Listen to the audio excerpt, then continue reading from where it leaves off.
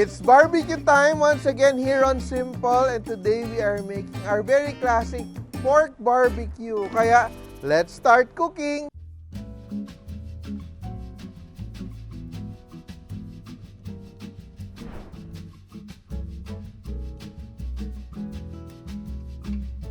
This recipe is part of the Simple Cookbook series where we try to make cooking as simple as ABC. Kaya today, gagawa naman tayo ng sobrang simple na marinade sa ating classic Pinoy barbecue. And meron tayong pork dito. Ito gamit ko dito ay Kasim from Fresh Options, of course.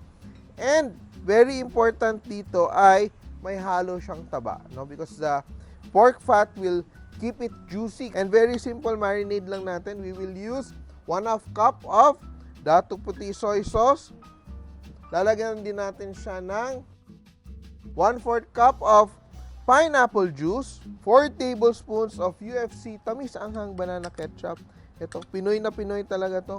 No doubt. Yan. Mix lang natin siya.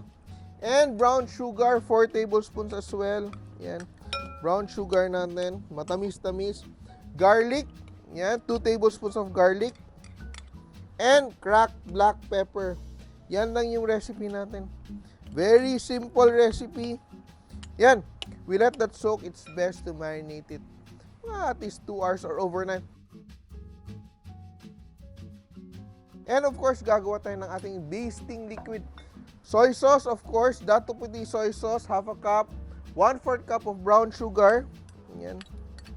1/4 cup of UFC. Banana ketchup. Yan. A teaspoon of hot sauce. Pwede ding 2 or 3. And of course, we add 1/4 cup of cooking oil. So ito, to keep it very nice and shiny. So ito yung pang-brush natin sa ating pork.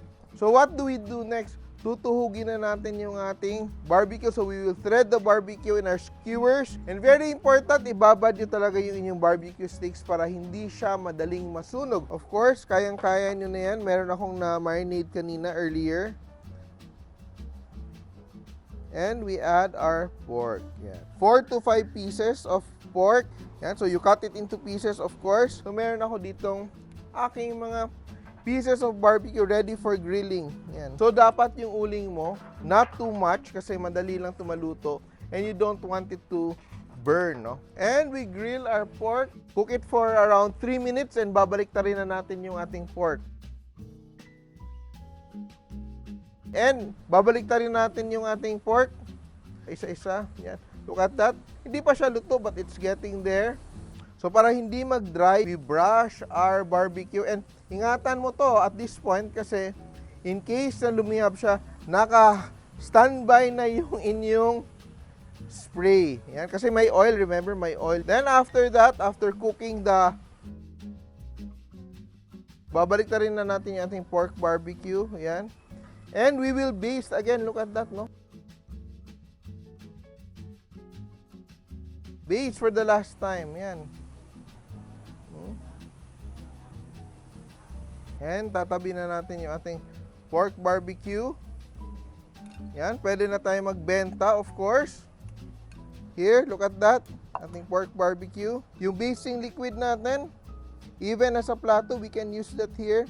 Kasi sometimes, yung barbecue natin, when just leave it in a plate, nagda-dry out siya. Barbecue ka na ba? Try this at home. It's a very simple marinade. Of course, kaya nitong gawin. And I'm sure you will enjoy this. Kaya here it is. Ang ating Pinoy barbecue. Kaya, tandaan nyo, kahit sino, kaya magluto. Basta, simple!